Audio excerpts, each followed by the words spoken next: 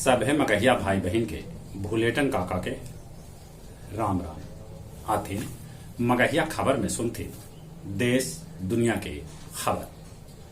प्रधानमंत्री नरेंद्र मोदी राष्ट्र के नाम संबोधन में कहलन 21 जून योग दिवस से 18 बच्चर से ऊपरे वालन के मुफ्त में टीका लगावल जाए।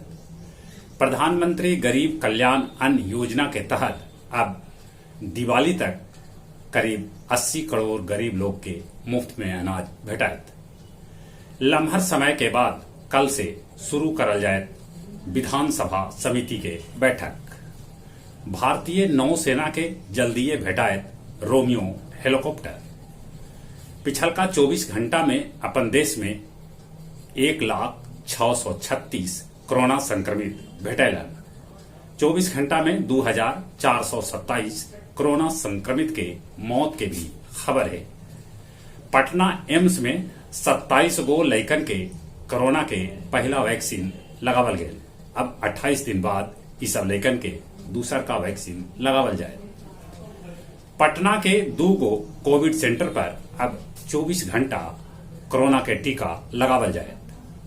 28 राज्य में ब्लैक फंगस के 28,252 मरीज भेटैलन है। ये बात स्वास्थ्य मंत्री कहलका है। मुजफ्फरपुर में चमकी बुखार दस्तक दे देलक है। अबले चमकी बुखार से 5 लइकन के मौत के खबर है। कोरोना के चलते पश्चिम बंगाल में 10वीं और 12वीं के परीक्षा रद्द कर देवल गए।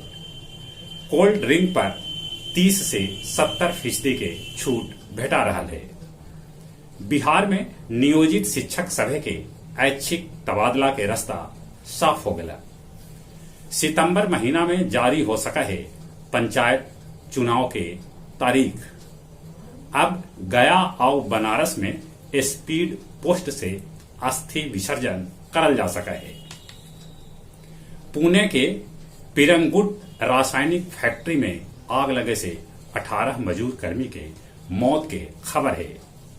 पश्चिम बंगाल में बिजली गिरे से 26 आदमी के मौत के खबर है।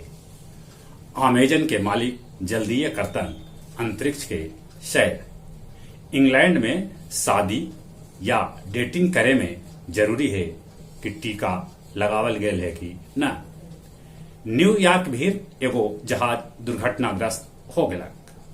इजराइल दुनिया के पहला देश बने जा रहा है जहां 15 जून से इंडोर मास्क लगावे के बाध्यता न रहत। पाकिस्तान के सिंध प्रांत में मिल्लत एक्सप्रेस और सर सैयद एक्सप्रेस अपने में टकरा गया, जरा में 50 आदमी के मौत के खबर है तो 70 से बेसी आदमी घायल हो गया।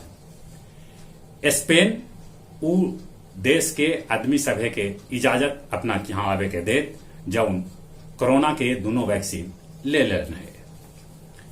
बोधगया मंदिर के सलाहकार परिषद के गठन कैल गए है, जरा में 10 देश के राजदूत के नामित कैल गए है। गया बाईपास में पानी वाला पाइप फटे से रोड पर पानी पानी नजर आवे लगा। क्लास 9 से 12 तक ले फिर से गया में शुरू कैल गए गया guidance programme phase 2। Magadh medical college के बच्चा वार्ड में मनोरंजन लेल बनावल जा रहा है दीवाल पर कार्टून। गया मगध मेडिकल कॉलेज में ब्लैक फंगस के 3 गो मरीज भर्ती हत। 12 चट्टी में 2 गो वाहन से 4,652 पेटी दारू पुलिस जब्त कैलक। फिलीपींस के सासो जितलन अमेरिकी ओपन गोल्फ खिताब। दुनिया के नंबर 1 खिलाड़ी नोवाक जोकोविच कड़ा मुकाबला में लॉरेंज के हरा के फ्रेंच ओपन के क्वार्टर फाइनल में जगह बना लेला। आईपीएल 15 अक्टूबर से यूएई में खेलल जा सका है। इंग्लैंड और न्यूजीलैंड के बीच पहल का टेस्ट मैच ड्रा हो गया। नेत्रहीन इंग्लैंड के टीम कैल्डवेल साइकिलिंग में बनौलन वर्ल्ड रिकॉर्ड। भारतीय कप्तान सुनील छेत्री के 2 गो गोल से भारत बांग्लादेश के 2-0 से फुटबॉल में हरा दिला। जहां तक मौसम के सवाल है, मौसम विभाग सूचना दिलका है कि बिहार में मानसून एक दिन पहले 11 तारीख के आ सका है।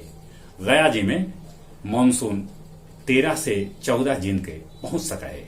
मानसूनी वर्षा महाराष्ट्र में, कर्नाटक में हो रहा है। चेन्नई में भी पानी बरस रहा है।